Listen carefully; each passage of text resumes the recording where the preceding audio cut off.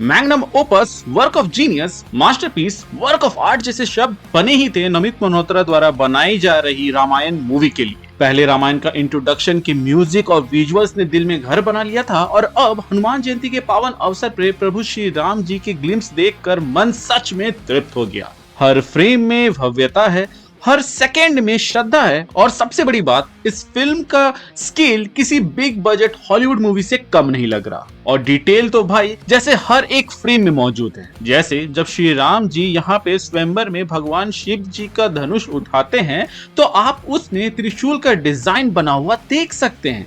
अब इधर उधर से डिटेल बताने से अच्छा है सीक्वेंस वाइज चलते हैं, जहां हम शुरुआत करते हैं इस फ्रेम से जहां बर्फ वाली जगह पर एक घमासान युद्ध चल रहा है। जब पहली बार इसको देखा तो ऐसा लगा मानो ये जगह अमरावती हो सकती है, जो कि स्वर्गलोक का राजधानी है। परंतु अगर ये जगह अमरावती हुई तो इसका मतलब ये हुआ कि लड़ाई रावण और इंद्रदेव जैसे भगवान के बीच में हो रही है, जिसके होने के चांसेस मुझे थोड़े से कम लग रहे हैं, क्योंकि इंद्रदेव और रावण की लड़ाई में पहले इंद्रदेव जीत रहे होते हैं और तभी वहां मेघनाथ की एंट्री होती है और वो अपने पिता रावण को जीतवा देता है, जिसके बाद ही उसका नाम इंद्रजीत पड़ता है, क्योंकि मेघनाथ ने इंद्रदेव पर विजय पा लिया था।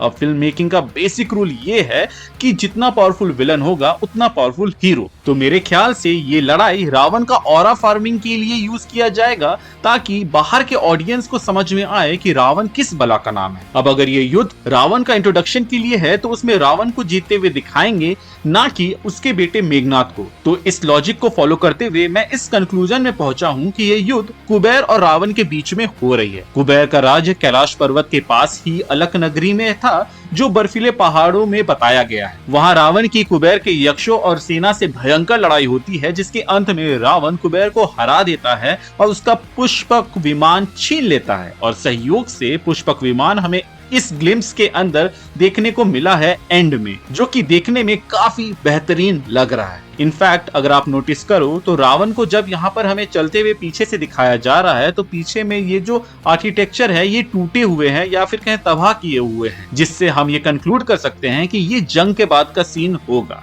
इसके अलावा रावण और कुबेर की लड़ाई दिखाना इसलिए भी जरूरी है क्योंकि कुबेर को हराने के बाद जब रावण कैलाश पर्वत पर चढ़ने की कोशिश करता है तो नंदी जी उसको वहां रोक देते हैं, जिसके बाद रावण को गुस्सा आ जाता है और वो पूरा कैलाश पर्वत उठाने का सोचता है और कोशिश भी करता है। पर तभी भगवान शिव अपने पैर के अंगूठे से पर्वत को दबा देते हैं, जिसके बाद रावण पहाड़ के नीचे फंस कर जोर जोर से चीखता है और इसी चीख के वजह से उसका नाम रावण पड़ा, क्योंकि रावा का मतलब होता है जोर से गरजना या चीख। इस इंसिडेंट से पहले रावण को सब दशग्रीव या फिर दशानन कहते थे। तो देखा जाए तो ये युद्ध परफेक्ट है रावण के इंट्रोडक्शन के लिए, जिससे उसका नाम भी अच्छे से एक्सप्लेन हो जाएगा। अब बात करते हैं इस फ्रेम की, जिसमें प्रभु श्री राम जी इतने मन मोहने वाले मुद्रा में खड़े हैं कि देखकर ही दिल खुश हो जाता है। मुझे इस सीन को देखकर RRR का वो शॉट याद आ गया जिसमें रामचरण तीर धनुष लेकर हमला करता है एंड लाइटिंग वहां पर ऐसी हो जाती है जिससे वो प्रभु श्री राम का परछाई लगता है।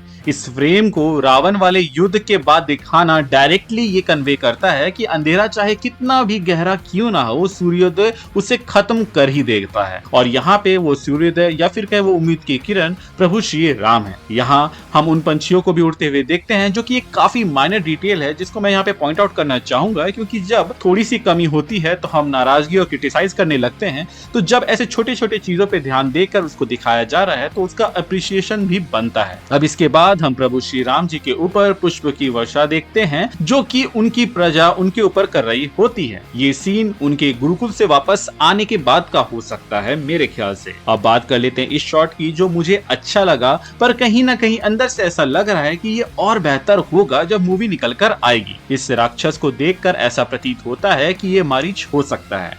और यहाँ पर ये एक्रोबैटिक मूव परफॉर्म करने वाले प्रभु श्री राम नहीं बल्कि लक्ष्मण जी हो सकते हैं, क्योंकि हमें यहाँ उनको तलवार के साथ लड़ते हुए दिखाया गया और तलवार से वार करने में लक्ष्मण जी का नाम आगे है, क्योंकि उन्होंने ही ये रिकॉर्ड कायम किया था शूर्पणखा का नाक काट कर। मुझे पता है कि आप लोग बोलेंगे कि मिराज तो वो था जो स्वर्ण मृग बना था, इनफैक्ट वो हमें इस ग्लिम्स में देखने को भी मिलता है। पर एक बार मेरी बात सुन लीजिए। बालकांड के हिसाब से तारका एक याक्षिणी थी और उसकी शादी सुंदा नाम के एक राक्षस से हुई थी। उन दोनों का बेटा था मारीच, और जब सुंदा राक्षस को अगस्त ने श्राप देकर मार दिया था, तब तारका और मारीच गुस्से में आकर ऋषि अगस्त पर हमला करते हैं और उसी वक्त ऋषि अगस्त ने दोनों को श्राप दे दिया कि वो एक भयानक राक्षस में बदल जाएंगे। और मेरे ख्याल से ये दोनों राक्षस जो हमें ग्लिम्स में दिख रहे हैं वो उस श्राप मिलने के बाद है, क्योंकि उस श्राप मिलने के बाद ही ये दोनों जंगल में आतंक मचा रहे होते हैं और इसीलिए ऋषि विश्वामित्र जी ने प्रभु श्री राम और लक्ष्मण जी को बुलाया था इन दोनों को हराने के लिए। और शायद तक जो सीक्वेंस हमें देखने को मिल रहा है इस टीजर के अंदर वो वही सीक्वेंस हो सकता है। देखिए, तारका वाला सीक्वेंस तो साफ पता चल रहा है कि राम जी तारका से लड़ रहे हैं, पर ये फ्रेम थोड़ा सा डाउटफुल है, इसीलिए लक्ष्मण जी का नाम मैं यहाँ पे ले रहा हूँ। और हाँ, मारीच इस लड़ाई से बच जाता है और वही आगे जाके रावण की मदद करता है सीता हरण में सुनहरा सा मिग्र बनकर, जिसको हमने इस ग्लिम्स में भी देख लिया। अब अगर हम ये मानकर चले कि ये फ्रेम में लक्ष्मण जी नहीं बल्कि प्रभु श्री राम जी हैं, तो मेरे ख्याल से ये विराध राक्षस हो सकता है।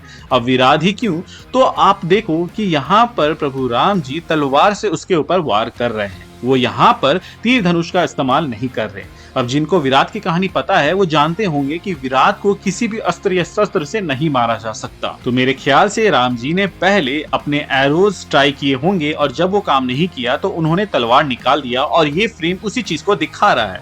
इसी दरमियान लक्ष्मण जी ने भी एक गड्ढा या फिर कहें एक जाल बिछा दिया होगा जिसमें विराट को प्रभु श्री राम और लक्ष्मण जी फंसाते हैं बाद में। असल में विराट को कुबेर ने श्राप देकर राक्षस बनाया था और कहा था कि प्रभु श्री राम द्वारा मारे जाने पर तुम्हें मुक्ति मिलेगी। तो चांसेस है कि ये वही विराट राक्षस हो सकता है, क्योंकि अभी अभी हमने डिस्कस किया कि कैसे कुबेर जी भी इस मूवी के शुरुआत में दिख सकते हैं। साथ ही विराट पहला पहाड़ जैसा बड़ा राक्षस था जो प्रभु श्री राम, माता सीता और लक्ष्मण जी से भिड़ा था वनवास के शुरुआती दिनों में। अब वनवास की बात हो रही है तो वनवास के पहले के कुछ सीन पर भी हम थोड़ा सा चर्चा कर लेते हैं, जैसे कि ये शॉट जो कि वनवास जाने से पहले का है, जहां पे प्रभु श्री राम, माता सीता और लक्ष्मण जी पहले तो राजसभा में जाते हैं और उसके बाद वो प्रजा के सामने आकर खड़े हो जाते हैं और शायद तक यहाँ पर वो उनको इन्फॉर्म करते हैं कि अब वो वनवास पर जा रहे हैं। यहाँ पर एक क्लेवर डिटेल हमें देखने को मिलता है, जहाँ पर आप देख सकते हो कि इस रथ के आगे एक गरुड़ की आकृति बनी हुई दिखती है जो कि भगवान विष्णु का वाहन है। अब क्योंकि राम जी विष्णु भगवान के अवतार हैं, तो ऐसे में गरुड़ का उस रथ के आगे बना हुआ दिखाना ये सटली हिंट करता है कि राम जी यहाँ पे गरुड़ पे सवार होकर जा रहे हैं जो कि विष्णु जी के अवतार हैं। अब ये जो रथ है इसकी डिटेलिंग के बारे में किसी भी रामायण में उतने अच्छे से तो नहीं बताया गया है, तो यहाँ पर हम नमित मल्होत्रा की जो क्रिएटिव टीम की चॉइस है उसको अप्रिशिएट करना चाहेंगे, क्योंकि उन्होंने इतने अच्छे से इसको यहाँ पर दिखाया है या फिर कहें फोरशैडो या हिंट किया है या फिर एटलीस्ट रेफरेंस के लिए रखा है। इसके बाद हमें रणबीर कपूर एज राम का क्लियर लुक देखने को मिलता है जिसमें वो काफी अच्छे लग रहे हैं। यहाँ हमें कुछ बेहतरीन फ्रेम्स भी देखने को मिलते हैं जिसमें बिना बहुत कुछ बयां होते हुए आप देख सकते हैं। यहाँ पर बहुत ही मस्त तरीके से हमें ट्रिक करने की कोशिश की गई है, जहाँ राजा दशरथ के हाथ पकड़े हुए सीन के बाद ही हमें राम जी नदी में अस्थि बहाते हुए दिखे हैं। अब जैसा कि हमें पता है कि राजा दशरथ उस वक्त मर गए थे जब राम जी वनवास में थे, तो ऐसे में जिसका अंतिम संस्कार प्रभु राम यहाँ पर कर रहे हैं वो राजा दशरथ नहीं बल्कि उनके मित्र जटायु हो सकते हैं, जो सीता हरण के समय रावण को रोकने की कोशिश करते हुए मारे गए थे। मे बी ये सीन जिसमें प्रभु श्री राम तलवार को ऊपर करके प्रतिज्ञा ले रहे हैं, ये वही सीन है जिसमें जटायु का अंतिम संस्कार हो रहा हो, क्योंकि आसपास आप काफी सारे पंछियों को भी उड़ते हुए देख सकते हैं। अब बात कर लेते हैं इस सीन का जिसमें वो एक बैटल एक्स को पकड़ते हैं जो कि ऑफ कोर्स भगवान परशुराम जी ने फेंका होगा, क्योंकि प्रभु राम जी ने अभी थोड़ी देर पहले ही शिव जी का धनुष को तोड़ दिया था। अब वाल्मीकि रामायण में तो ये चीज थोड़ी डिफरेंटली प्ले आउट हुई थी, जहां पर वो युद्ध करने से पहले भगवान विष्णु जी के सारंग धनुष पर बाण चढ़ाने के लिए राम जी को कहते हैं, लेकिन मेरे ख्याल से यहाँ पे क्रिएटिव फ्रीडम को लेते हुए यहाँ पर वो एक मिनी फाइट हमें दिखाएंगे जिसको देखकर मजा ही आ जाएगा। क्योंकि अगर आप भगवान परशुराम जी को जानते हैं तो आपको पता ही होगा कि ये कितना फियर्सफुल बैटल हो सकता है भले ही मिनी ही क्यों ना हो। अब देखना दिलचस्प होगा कि क्या ये मूवी हमें सारंग धनुष दिखाएगी या कोदंड को दिखाया जाएगा, क्योंकि कई जगह पर इन दोनों को एक ही धनुष कहा गया है तो कई जगह पर इन दोनों को अलग अलग कहा गया है। सारंग वो धनुष है जिसमें दिव्य शक्ति भरी पड़ी है, वहीं कोदंड वो है जिसको नॉर्मल लकड़ी से प्रभु श्री राम जी ने बनाया था वनवास के समय में, और फिर उसमें मंत्र मारकर उसको दिव्य धनुष में बदल दिया था। इनफैक्ट आप इस चीज को इस ग्लिम्स में भी नोटिस कर सकते हो, जहां पर आप ये चीज देखोगे कि जो कोदंड उनके हाथ में है वो कोई फैंसी धनुष नहीं है, बल्कि एक लकड़ी से बना हुआ सिंपल सा धनुष है जिसमें कुछ डिजाइन्स बने हुए हैं। इसके अलावा जिस सीन में वो युद्ध करने जा रहे हैं वहां पर उनके पास मेटल से बना हुआ कोई आर्मर नहीं है, बल्कि लकड़ी से बना हुआ वो आर्मर पहने हुए हैं।